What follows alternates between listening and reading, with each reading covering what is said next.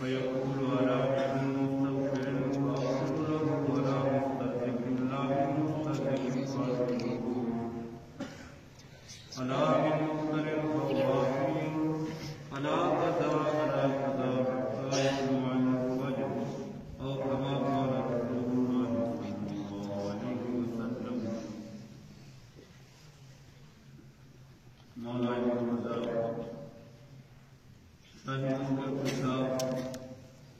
حضرت علی رضی اللہ تعالیٰ عنہ سے روایت ہے، فرماتے ہیں رسول اللہ صلی اللہ علیہ وسلم نے ارشاد فرمایا اذا كانت ليلة النصف من شعبان، کریم آقا صلی اللہ علیہ وسلم نے ارشاد فرمایا کہ جب شعبان کی 15ویں رات آ جائے فقوموا لیلہا، فرمایا 15ویں شعبان کی رات کو قیام کرو، اللہ رب العزت کی عبادت میں یہ رات گزارو، نوافل ادا کرو. فقوموا لیلہا، 15ویں شعبان کی رات قیام کرو. وصوموا یومہا، اور جب صبح طلوع ہو جائے تو پھر اگلے دن کا فرمایا روزہ رکھو.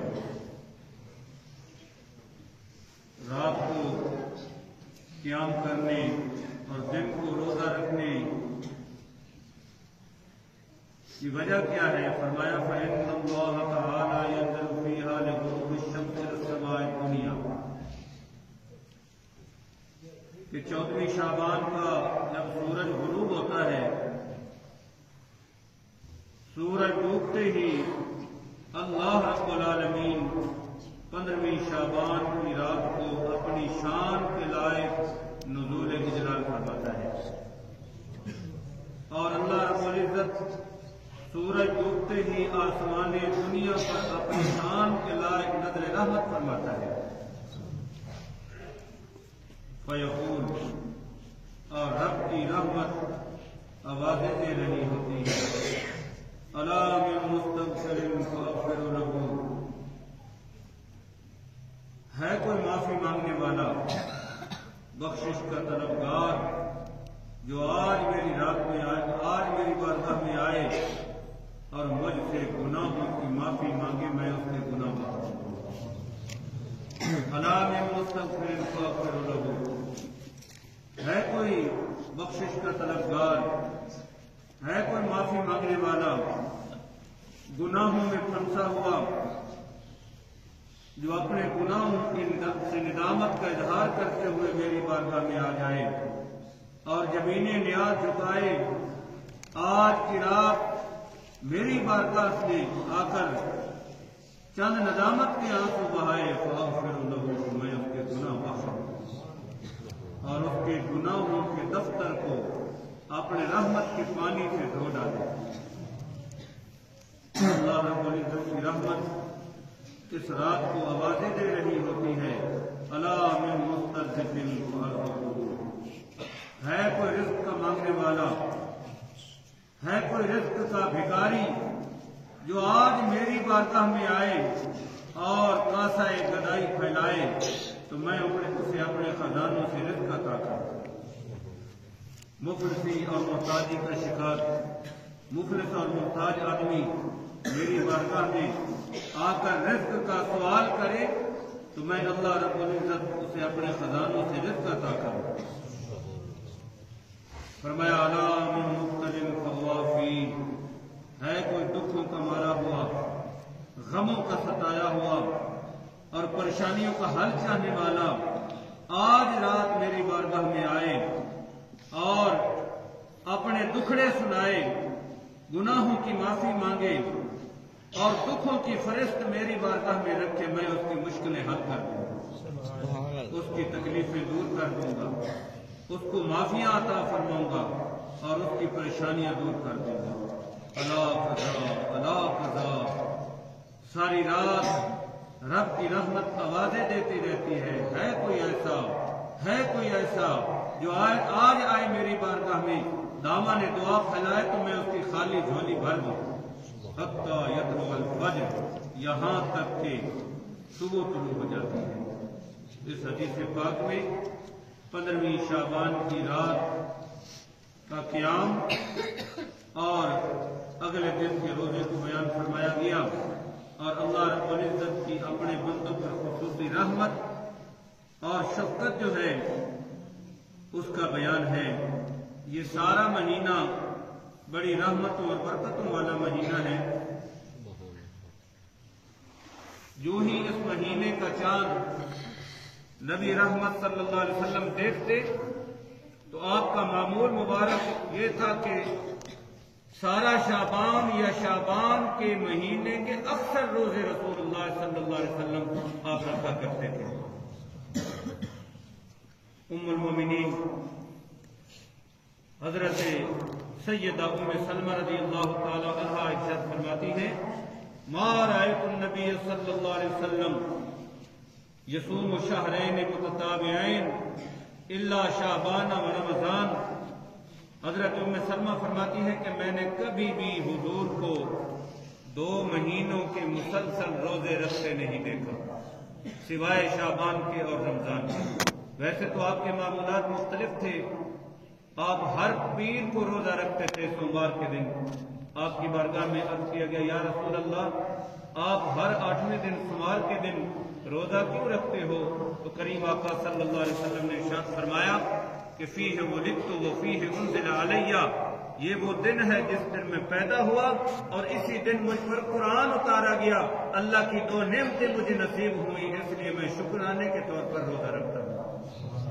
ہر 8ویں دن روزہ رکھتے تھے، خمیس کے دن حضور روزہ رکھتے تھے، اور آپ کے معمولات مختلف تھے۔ کبھی آپ ہر مہینے کے پہلے عشرے کے 3 دنوں کے روزے رکھتے تھے، کبھی درمیانے عشرے کے 3 دنوں کے روزے رکھتے تھے، کبھی آخری عشرے کے 3 دنوں کے روزے رکھتے تھے، کبھی ایام بیض کے روزے کریم آقا صلی اللہ علیہ وسلم رکھتے تھے۔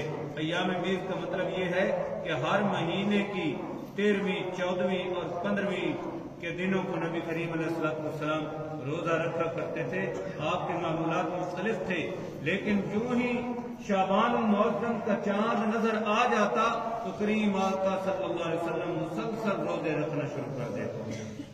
حضرت ام سلمہ رضی اللہ تعالیٰ عنہ فرماتی ہیں کہ میں نے کبھی بھی حضور کو 2 مہینے مسلسل روزے رکھتے نہیں دیکھا سوائے شعبان کے اور رمضان کے۔ جب شعبان کا چاند نظر آ جاتا تو حضور کا معمول مبارک یہ تھا کہ آپ اس مہینے میں اکثر روزے رکھتے تھے۔ آپ کی بارگاہ میں عرض کیا گیا، یا رسول اللہ آپ شعبان کے مہینے میں اکثر روزے کیوں رکھتے ہو؟ کیا حکمت ہے؟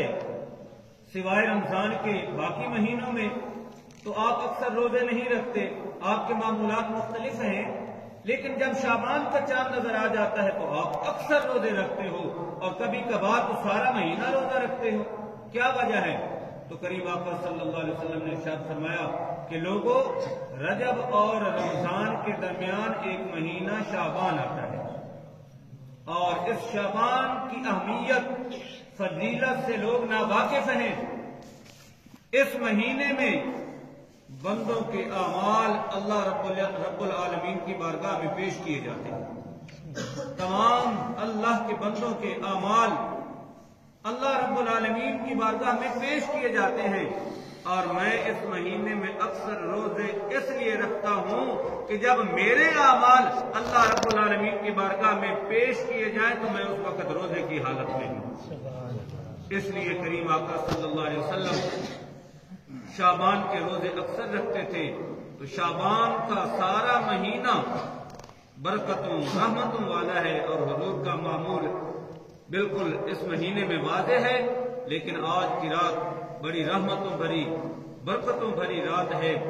اور جس طرح حدیث پاک میں نے پیش کی کہ رسول اللہ صلی اللہ علیہ وسلم نے ارشاد فرمایا کہ جب 15ویں شعبان کی رات آ جائے تو رات کو قیام کرو۔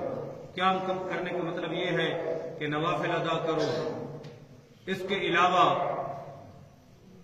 ذکر و اذکار کیا جائے، درود شریف پڑھا جائے، استغفار کیا جائے، اور ہو سکے تو صدقہ خیرات کیا جائے، اور خاص کر نماز تسبیح پڑھی جائے۔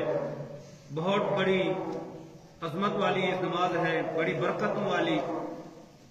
حضور سید عالم صلی اللہ علیہ وسلم نے اپنے چچا حضرت عباس سے فرمایا کہ اے چچا، کیا تجھے عطا نہ کروں؟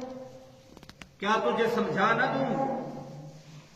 کیا تجھے وہ اعمال سکھا نہ دوں کہ جس سے تیرے ظاہری، کشیدہ، علانیہ، چھپے ہوئے، چھوٹے بڑے سارے گناہ معاف فرما دیے جائیں؟ تجھے وہ اعمال نہ بتا دوں؟ عرض کی یا رسول اللہ ضرور ارشاد فرمائیے۔ تو کریم آقا صلی اللہ علیہ وسلم نے نماز تسبیح سکھائی۔ آپ نے فرمایا کہ نماز تسبیح پڑھا کرو، اللہ سارے گناہ معاف فرما دے گا، صغیرہ کبیرہ، چھوٹے بڑے، ظاہری کشیدہ، تمام گناہ معاف کر دیے جائیں گے۔ اور فرمایا کہ اگر اس کو روزانہ پڑھو، اگر روزانہ نہیں پڑھ سکتے تو پھر ہفتے میں ایک بار پڑھو، اگر ہفتے میں ایک بار نہیں پڑھ سکتے تو مہینے میں ایک بار پڑھو، اور اگر مہینے میں ایک بار نہیں پڑھ سکتے تو پھر سال میں ایک مرتبہ پڑھ لو، اور اگر سال میں بھی نہیں پڑھ سکتے تو کم از کم عمر میں ایک دفعہ، پوری زندگی میں ایک دفعہ پڑھ لینی چاہیے۔ اتنی بڑی فضیلت، اہمیت کی حامل ہے یہ نماز، جسے صلاۃ تسبیح کہا جاتا ہے۔ تو آج کی رات کوئی بھی آپ عمل کریں، اس رات کو شب برات بھی کہا جاتا ہے، اور اس رات کو لیلہ مبارکہ بھی کہا جاتا ہے۔ قرآن مجید میں ارشاد فرمایا گیا لیلۃ مبارکہ، برکت والی رات، فیہا یفرق کل امر حکیم۔ یہ وہ عظمت والی رات ہے جس میں سال بھر کے تمام انتظامی امور کا فیصلہ کر دیا جاتا ہے۔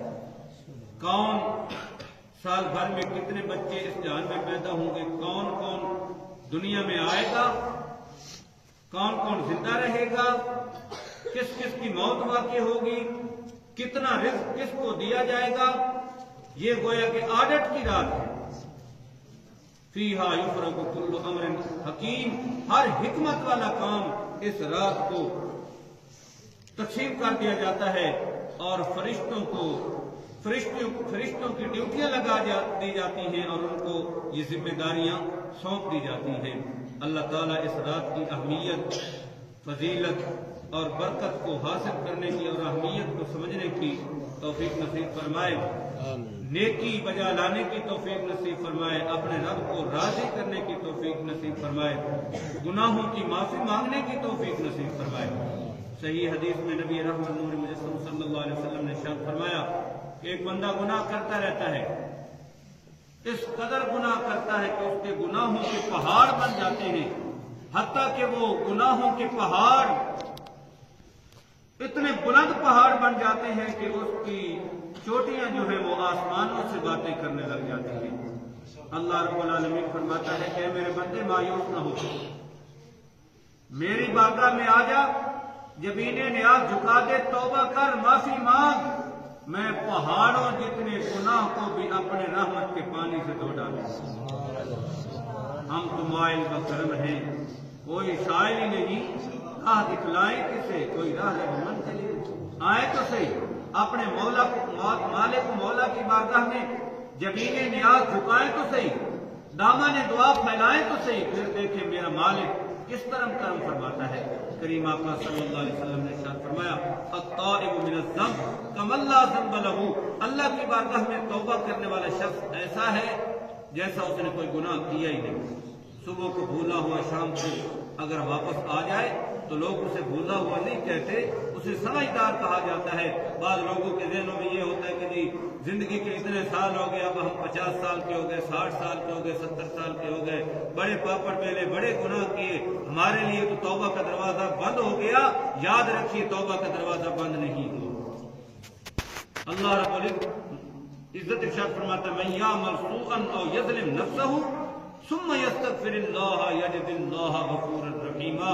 اللہ رب العالمین ارشاد فرماتا ہے کہ جو بندہ برائی کر بیٹھے، برا کام کر بیٹھے، گناہ کا کام کر بیٹھے، من یعمل سوءا او یظلم نفسہ، یا اپنی جان پر ظلم کر بیٹھے، ثم یستغفر اللہ، پھر اللہ کی بارگاہ میں آ جائے، معافی مانگے اپنے گناہوں کی، یجد اللہ غفورا رحیما، وہ اللہ کا بندہ اپنے اللہ کو غفور بھی پائے گا، رحیم بھی پائے گا۔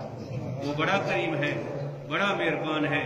آج توبہ کی رات ہے، برکت والی رات ہے، آئیں اپنے مالک مولا کی بارگاہ میں جبین نیاز جھکائیں اور گناہوں کی معافی مانگیں، لیکن یاد رکھیں کہ یہ نہیں کہ ساری رات تلاوت کرتے رہیں، نوافل ادا کرتے رہیں، 100 رکعت کے پیچھے پڑے رہیں، نہ رکوع سیدھا، نہ سجدہ سیدھا، نہ تسبیحات مکمل، نہ الفاظ کی ادائیگی سے ہی۔ یہ 100 کے چکر یا ہزار یہ 500 کے چکر میں نہیں پڑنا چاہیے۔ جتنا کریں خلوص سے کریں، دل میں جذبہ ہونا چاہیے، خلوص ہونا چاہیے۔ کہیں ایسا نہ ہو کہ ساری رات جاگیں اور صبح سویرے کی نماز باجماعت ادا نہ کر سکیں۔ صحیح مسلم شریف کی حدیث ہے، نبی رحمت نور مجسم صلی اللہ علیہ وسلم نے ارشاد فرمایا، جو بندہ عشاء کی نماز باجماعت پڑھ لیتا ہے گویا کہ اس نے آدھی رات قیام کیا، اور جس نے فجر کی نماز باجماعت ادا کر لی تو گویا کہ وہ ساری رات قیام میں رہا۔ فرض جماعت کے ساتھ پڑھ لیے، فرض نوافل پڑھے، بے شک عبادت کریں، ریاضت کریں، مجاہدہ کریں، ضرور کوئی حرج نہیں۔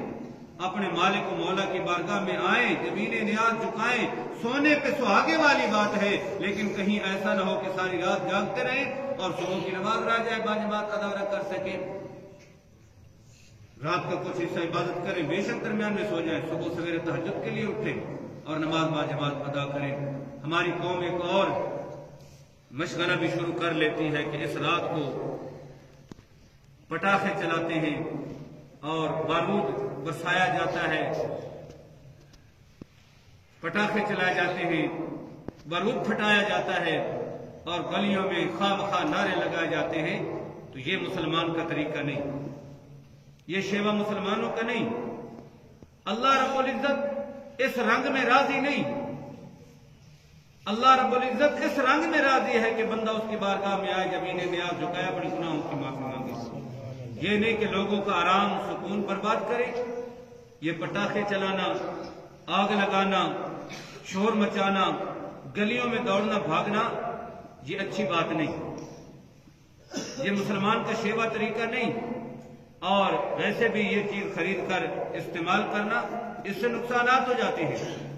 اور اللہ رب العالمین نے قرآن مجید میں ارشاد فرمایا، وَلَا تُلْقُوا بِأَيْدِيكُمْ إِلَى التَّهْلُكَةِ، اپنے ہاتھوں ہلاکت میں نہ پڑو۔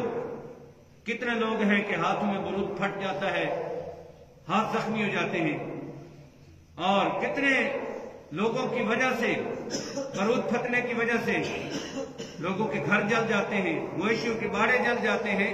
یہ اچھی روش نہیں، یہ طریقہ نہیں۔ اللہ تعالی ہمیں نیکی کی توفیق نصیب فرمائے، اور ہر وہ عمل جس پر رب کی ناراضگی ہو، اللہ تعالیٰ اس عمل سے ہمیں محفوظ فرمائے۔ وآخر دعوانا الحمدللہ۔